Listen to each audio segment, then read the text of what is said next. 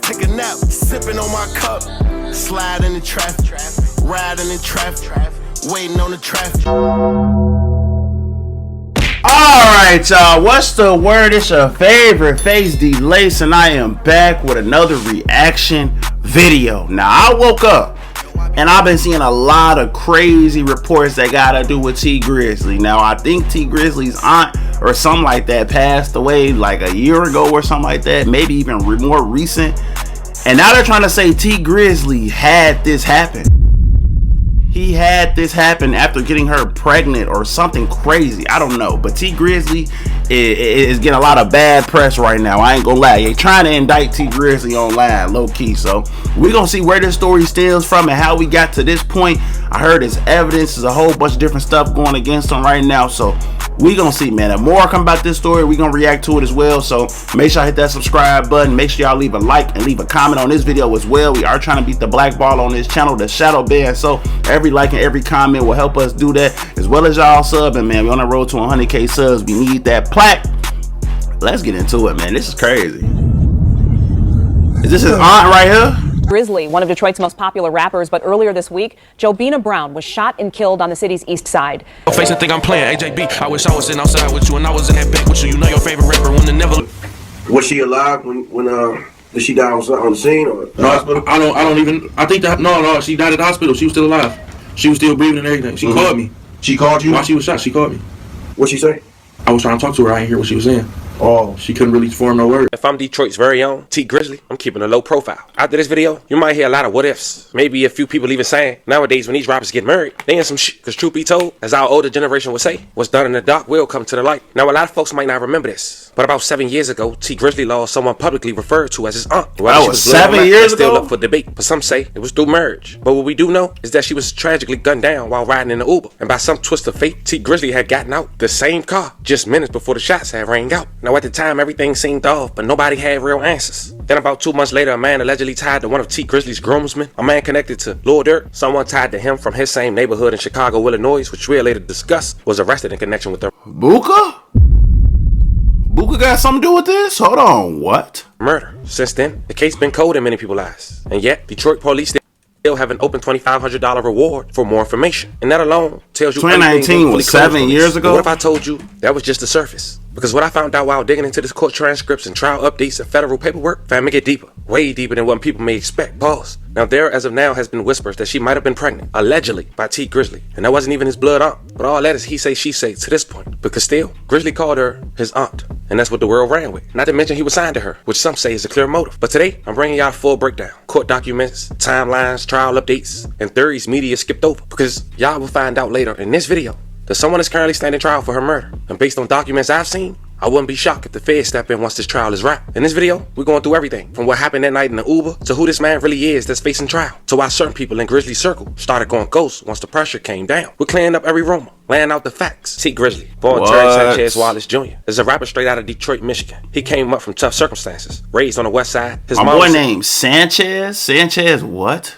Make sure you like, comment, and subscribe. We're gonna jump right to it. Tee Grizzley, born Terry Sanchez Wallace Jr., is a rapper straight out of Detroit, Michigan. He came up from tough circumstances, raised on the west side. His mom was sentenced to 20 years when he was just a teen, and his dad was killed in the streets. But instead of folding, Grizzly took to music. He gained national attention in 2016 with his breakout single, First Day Out. All in for your life. Being broke did something to my spirit. Ass niggas to plug me. They act like they couldn't hear. Now that was a track he dropped just months after being released from prison for a robbery case tied to Kentucky, as he rapped about. The track blew up fast, doing millions of views in days, and earning cosigns from legends like Jay-Z and LeBron.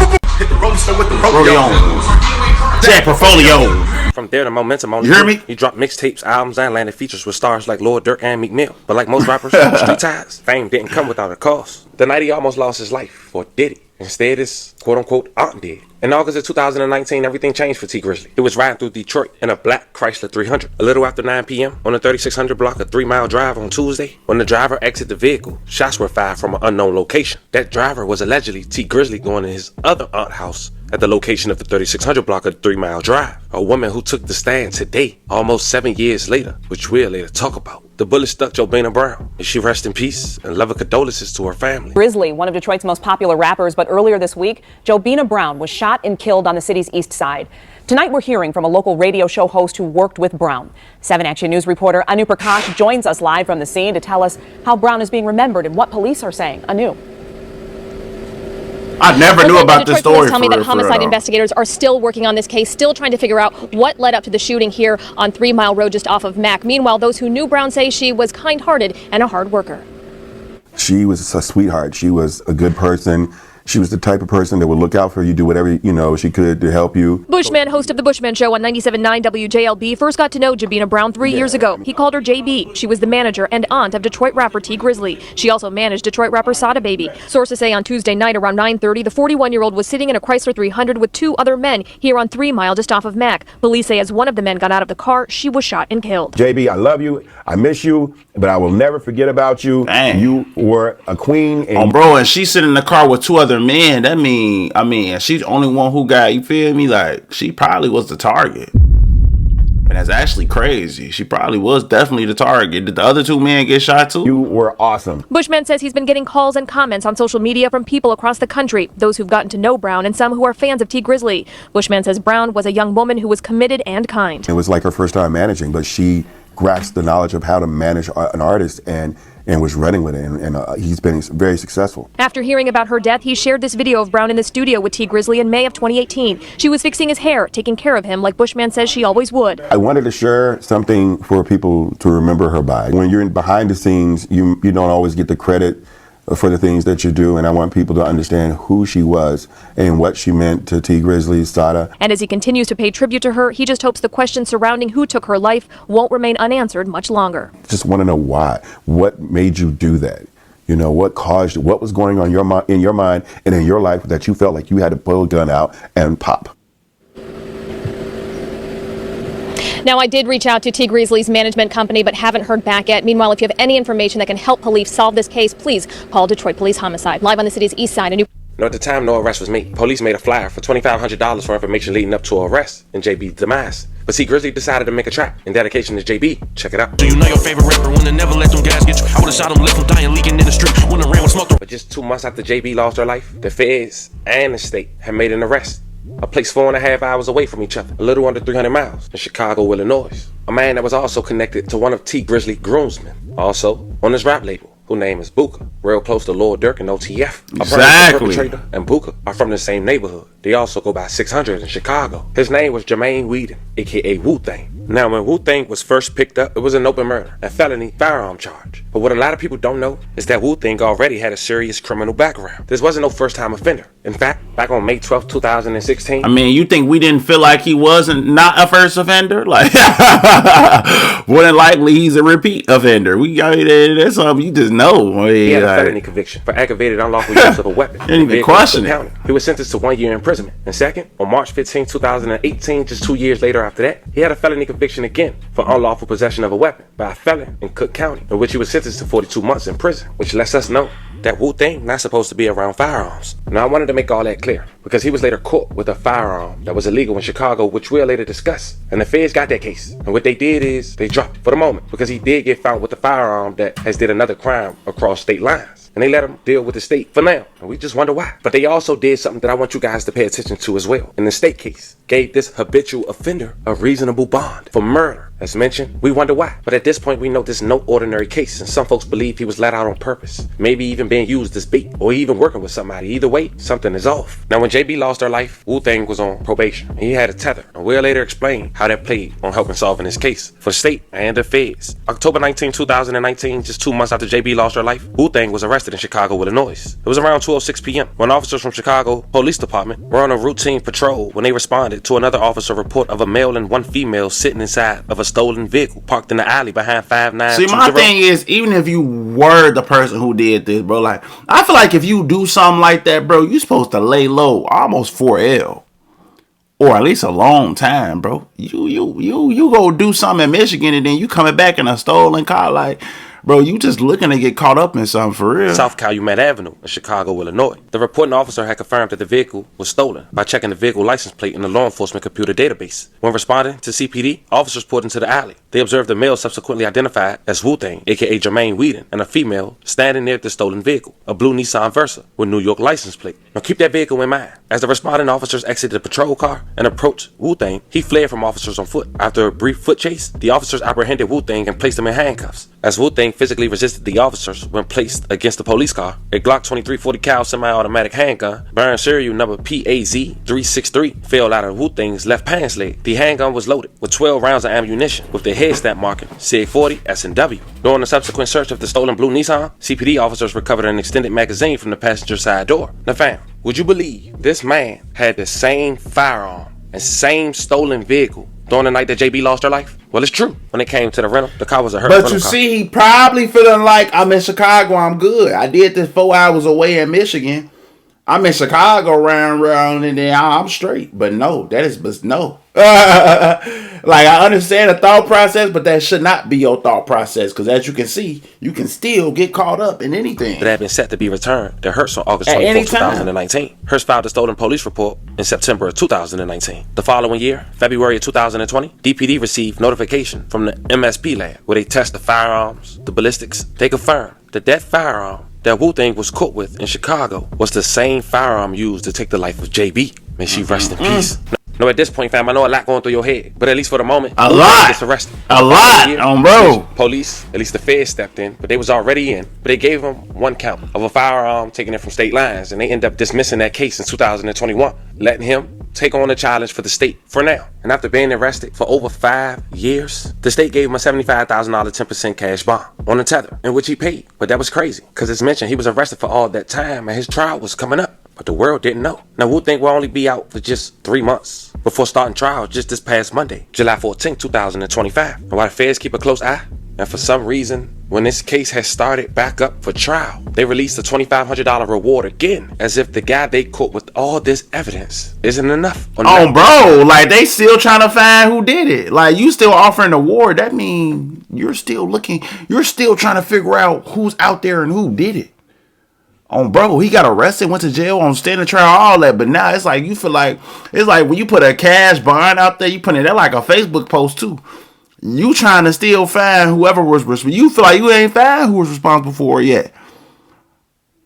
Man, I hope he ain't, man. So the person responsible, I really hope. Which probably indicates a recent bond and the feds letting go of the first charge for now. And the Family TV will hopefully start filming from now on this trial on Twitch and YouTube, on the second channel, and many more. But I was able to catch it today, although the audio wasn't allowed for screen recording while looking. You can only screen record if the audio picks up from another device. And I didn't know that today. But I took some key notes. And the house that Tee Grizzley allegedly stopped at the day JB lost her life to go inside. Remember we said that was his aunt's house? Another aunt? Well, she took the stand today. And to sum up 8 hours for you guys in 60 seconds, I say this. That rumor that's floating around that Tee Grizzley got his alleged aunt pregnant, the state believes that. Not the Family TV, not Reddit, the state. And there was one damaging answer from the aunt on the stand. And it seemed like it was bigger than the alleged defendant. The question was asked by the state, does she remember the aunt mentioning that when Tee Grizzley heard the shots inside the home, he ran to the window to see what was going on? The aunt responded, no, she didn't say that. You gotta say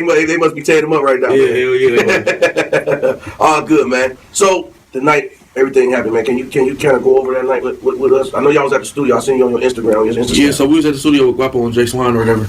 And I'm going to my cousin's house, my older cousin. Mm-hmm. He was real close with my pops, just like my pop's brother. Mm-hmm. And I always try to, you know what I'm saying, show him some love because that's another wound we really ain't healed from. Okay. You know what I'm saying? So I went over there and I was telling her, like, come in the house.